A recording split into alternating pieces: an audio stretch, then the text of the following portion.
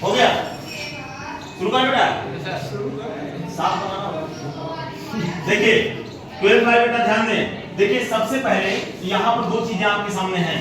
पहला है chlorination of हेलोएरिन और दूसरा क्या है आपके पास सल्फोनेशन ऑफ हेलोएरिन। एक बात जरा ध्यान दीजिएगा, क्लोरीनेशन जब भी शब्द आ जाए, जब भी आपके सामने क्लोरीनेशन आ जाए, इसका मतलब कि हमको क्या जोड़ना है, इलेक्ट्रोफाइल जोड़ना है। और इलेक्ट्रोफाइल किस पर जोड़ना है, हेलोएरिन के ऊपर। अब जरा ध्यान दीजिएगा, यहाँ पर लिखा गया है क्लोरीनेशन ऑफ हेलोएरिन। हेलोएरिन का मतलब होता है या तो क्लोरोबेंजीन होगा, या तो यहाँ पर क्लोरोबेंजीन होगा, या तो हम इसको ऐसे भी लिख सकते हैं, ये ब्रोमोबेंजीन हो जाएगा। और यही आप अगर इसको ऐसे लिख देंगे तो इसको आइडोबेंजीन कहा जाता है। यानी अगर हमारे पास क्लोरोबेंजीन हो, ब्रोमोबेंजीन और आइडोबेंजीन हो, इन तीनों को मिलाकर के बनता है हेलोएरिन। क्या बनता है, इनको मिलाकर के हेलोएरिन, और इसको लिखते हैं ARX से। अब सवाल ये उठता है कि हम क्लोरीनेशन यानी इस क्लोरोबेंजीन के ऊपर Cl+ को कैसे जोड़ेंगे। अब सवाल ये उठता है कि Cl+ होता क्या है।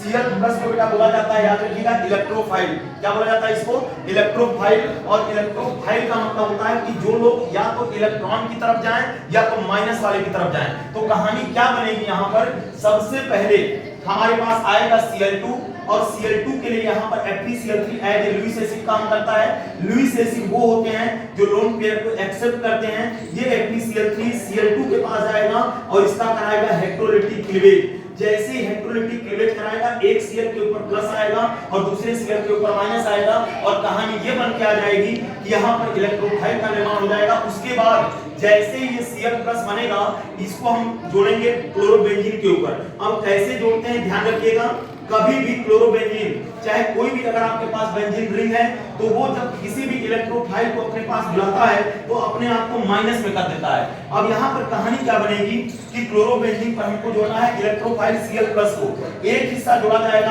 आर्थो पर और एक हिस्सा जोड़ा जाएगा पैरा पर। और यहाँ पर हम एक बात और ध्यान देने वाली है कि यहाँ पर जब आर्थो पर आप जोड़ते हो, ये वाला हिस्सा आर्थो कहलाता है, ये वाला हिस्सा मेटा कहलाता है और ये वाला हिस्सा पैरा कहलाता है। जब इसको हम आर्थो पर जोड़ेंगे और यहाँ पर क्लोरीन जब आपस में नजदीक हो जाएंगे तो यहाँ पर स्टेरिक एड्रेंस बढ़ जाता है, जिसको हम लोग त्रिविम बाधा बोलते हैं। और याद रखिएगा, इस वजह से जो आर्थो पर क्लोरोबेंजीन जुड़ रहा है क्लोरीन, वो ज्यादा स्टेबल नहीं होगा, ज्यादा स्टेबल पैरा पर होगा, क्योंकि यहाँ पर क्लोरीन आपका दूर है और ये भी क्लोरीन दूर है, जिसकी वजह से ज्यादा त्रिविम बाधाएं नहीं आएंगी। तो हम ये कह सकते हैं कि अगर आपसे कोई पूछता है कि अगर आप इलेक्ट्रोफाइल को क्लोरोबेंजीन पर जोड़ते हो तो आपके पास अगर आर्थो है या आपके पास अगर पैरा है तो ज्यादा स्टेबल कौन होगा, तो आप क्या जवाब देंगे कि ज्यादा स्टेबिलिटी किसके पास होगी, पैरा वाले के पास। अब दूसरी तरफ आते हैं, सल्फोनेशन कैसे होता है। पहले हमने जोड़ा Cl+ को क्लोरीनेशन करा करके, अब हम जोड़ेंगे सल्फोनेशन। सल्फोनेशन का मतलब होता है सल्फोनीकरण, और सल्फोनेशन कराने के लिए हमें दो मॉलिक्यूल H2SO4 के चाहिए होते हैं। देखिए यहाँ पर क्या किया है मैंने,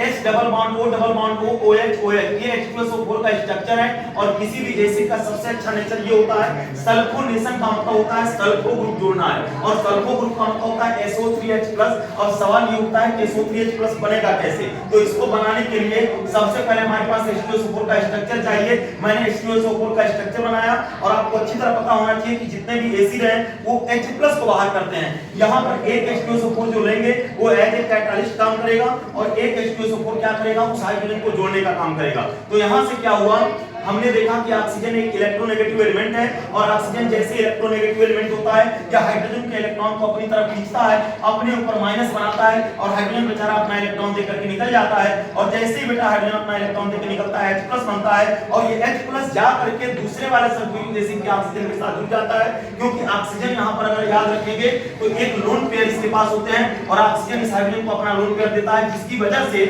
ऑक्सीजन जो भी एलिमेंट अपना लोन पेयर देते हैं उनके ऊपर प्लस का चार्ज आता है। ऑक्सीजन यहाँ पर प्लस का चार्ज में आ जाता है। अब एक इलेक्ट्रोनेगेटिव एलिमेंट होने के चलते इसको प्लस का चार्ज नहीं होना चाहिए, इसलिए अपने प्लस को सल्फर से खत्म कराता है और H2 बन के बाहर निकल जाता है। और यहाँ पर हमको एक कंपाउंड मिल जाता है जिसका नाम SO3H+ होता है, जिसको सल्फो बोलते हैं। और इस सल्फो को उठा करके हमने यहाँ पर जोड़ दिया है क्लोरोबेंजीन पर, और यहाँ पर भी वही कहानी होगी, एक SO3H+ को क्लोरोबेंजीन के आर्थो पर जोड़ा जाएगा और दूसरे को पैरा पर जोड़ा जाएगा। और एक बात और ध्यान रखिएगा, ग्रुप नजदीक होने के कारण स्टेरिक कैटरिंग ज्यादा होती है, त्रिविम बाधाएं ज्यादा होती है, इसलिए हम ज्यादा स्टेबिलिटी मान के इसको चलेंगे। तो ये कहानी थी सल्फोनेशन की, ये कहानी थी क्लोरीनेशन की। तो कभी भी क्वेश्चन आ जाए कि आप ऐसा करिए कि क्लोरीनेशन आप हेलोएरिन समझाइए या सल्फोनेशन आप हेलोएरिन समझाइए, तो आपके पास दो रास्ते हैं। सबसे पहले आप Cl+ को तैयार करें, फिर आप SO3H+ को तैयार करें, और इसको तैयार करने के बाद क्लोरोबेंजीन पर लाकर के केवल जोड़ देना है। एक हिस्सा R2 पर जुड़ेगा, एक हिस्सा फॉस्फेरा पर जुड़ेगा, बस इतना काम आपको करना है।